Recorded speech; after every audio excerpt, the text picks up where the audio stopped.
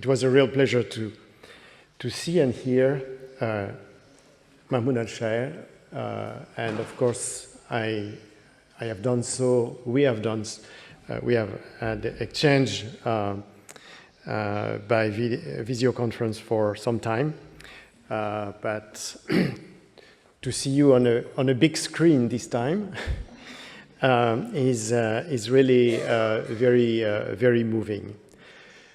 So it's been a long day, and we had compelling, outstanding presentations, and I do not want to exhaust you with commentaries paraphrasing what has been so eloquently expressed by social scientists and writers all day long.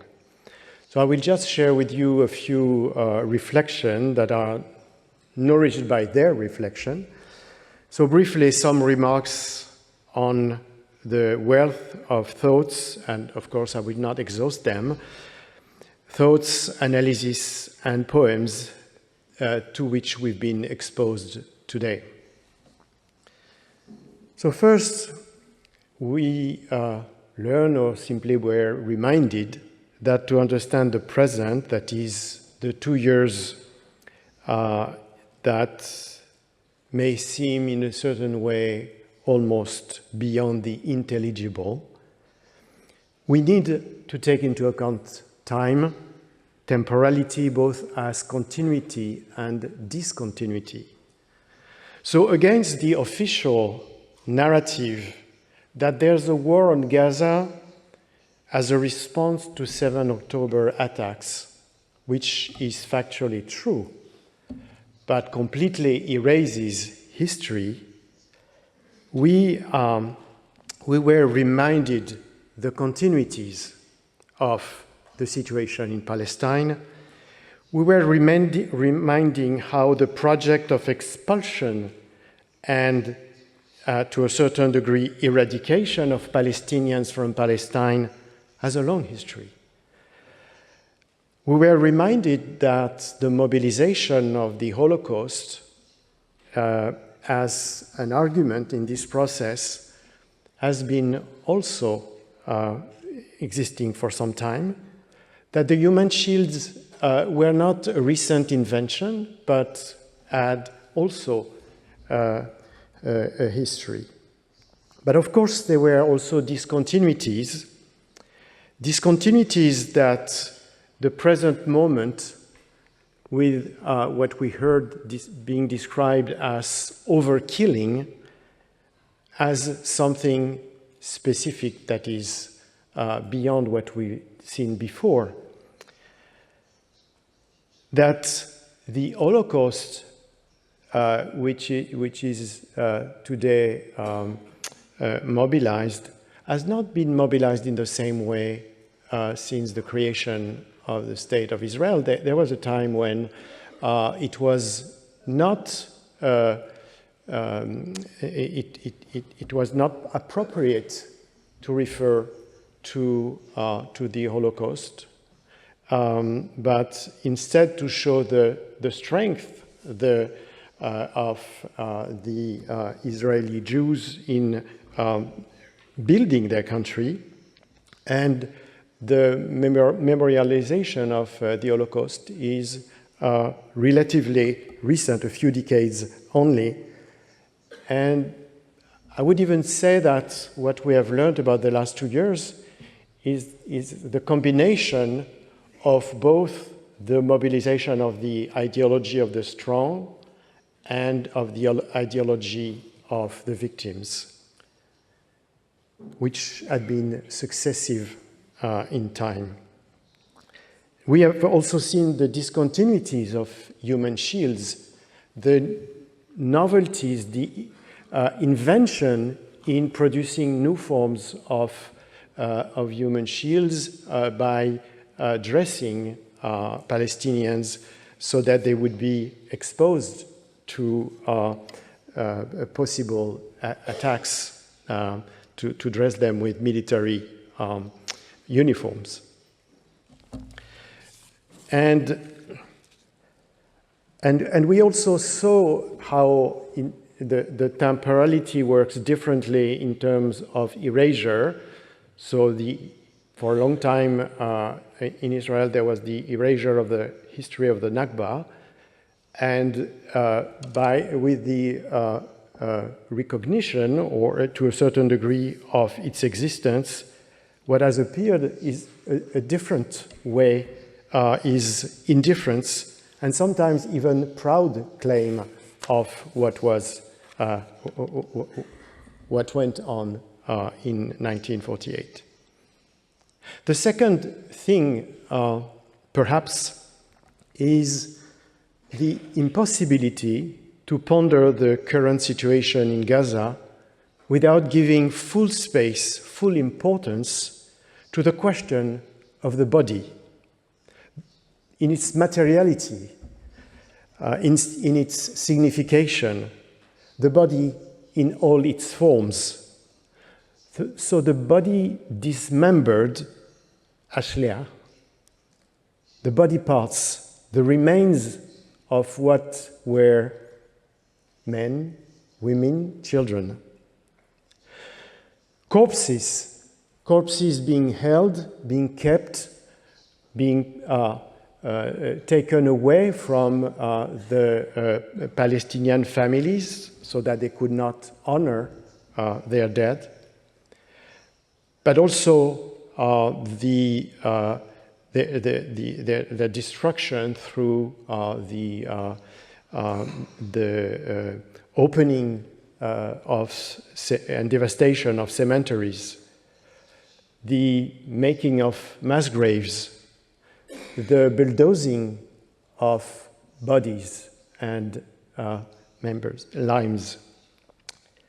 There was the body as flesh used as a prey in human shields. They were the body amputated without anesthetics. They were the maiming of young adolescents by snipers shooting in their knees. There was the body also as resistance to death, resistance to time. So I think rarely the body has been so present as in these recent times in this specific context and in the words of our speakers. Third thing I thought of special interest in what we heard is the weaponization, the instrumentalization of what is considered as the intellectual production of the liberal West, what is considered as neutral knowledge, what we call disciplines, which were used against them, against themselves. So the weaponization of law to justify the annihilation of a people through human shields, or the invocation of human shields. The weaponization of psychoanalysis to legitimize massacres as a response or as a normal reaction to a traumatized country, nation. Weaponization of history to deny the existence of the genocide.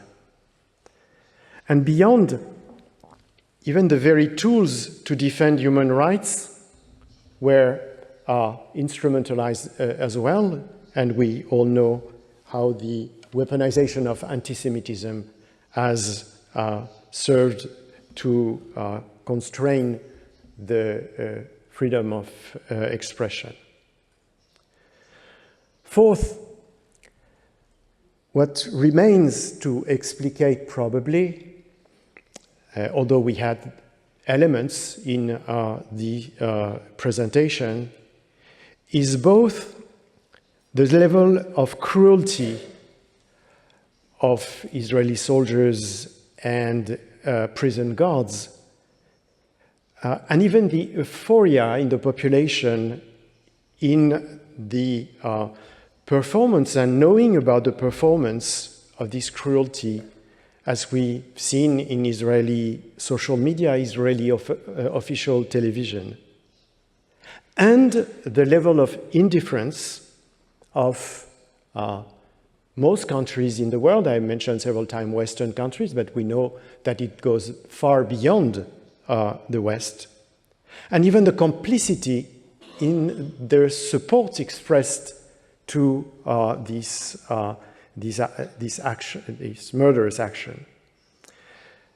So I think that there remains something here to explicate, and I was at a conference in Berlin 2 days ago, the title of which is sufficiently explicit to be named Anti-Palestinianism.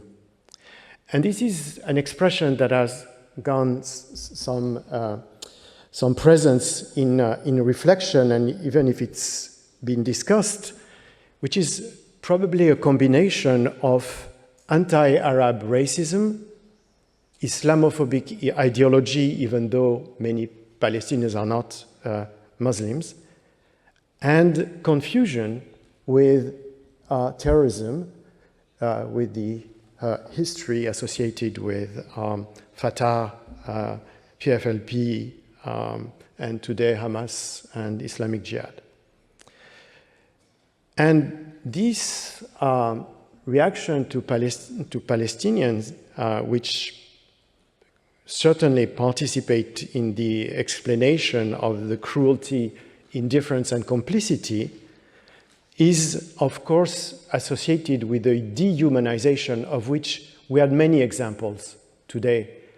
And dehumanization is a word that I've been critical of, that I use very parsimoniously, because I think there's an abuse of the term which weakens its meaning. But in this case, I think we have multiple forms of dehumanization of Palestinians. And we heard about that today. The comparison with animals, of course. But also the ignorance that not only Israelis could be suffering from trauma, but also Palestinians. The sort of disenfranchisement of civilian status that is not recognizing that civilians are civilians when they are Palestinians, since they are being used as human shields and can be killed against, of course, the international law on war.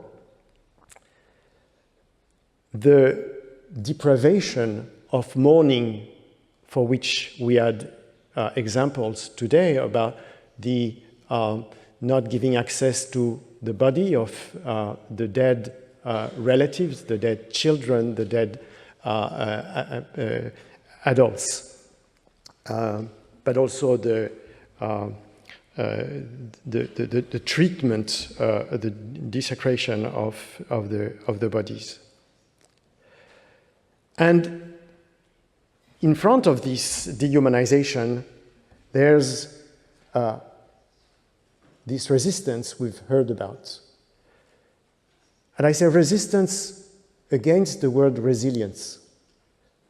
I think that there's, again, an abuse of the word resilience when we're talking about forms of resistance.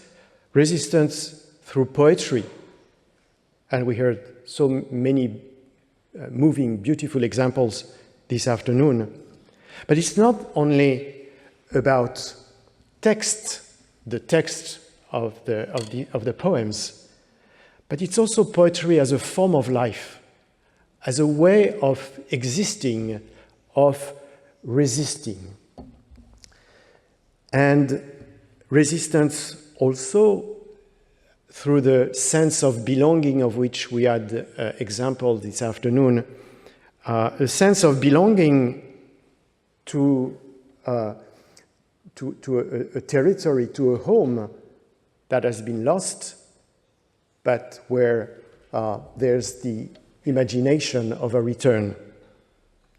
So all these are forms of resistance, and some of the older poems we've seen on the screen and we've heard in Arabic, which is something we don't hear so often in this amphitheater. These verses reminded us in the long term this form of resistance through poetry. Lastly, and to conclude completely, I want to thank our speakers, not only for their talent, for the very deep, profound talks that we heard all day, but also for their courage. Of course, they didn't mention it, but probably all of them, or at least most of them, have paid a high price for their commitment to justice, to rights. They've been harassed, they've suffered doxing, being, for some, arrested, prosecuted. So I want to pay tribute to their determination to affirm truth in front of untruth and against silencing and repressing. I believe we have proven today through your presentation, but also through your presence, you the public, so numerous, so respectful of the speakers, that it was possible to address difficult questions without fear of pressures from authorities or partisan and communitarian groups. We heard this afternoon the desperate verses of the poem Pull Yourself Together by Iba Abu Nada, who was murdered at the beginning of the war in Gaza, a poem translated by Huda. And these verses are, how alone we are, this is an age of insolence, and no one will stand by our side, never. Perhaps today we bore witness that however abandoned Palestinians are, they are not completely alone. Thank you.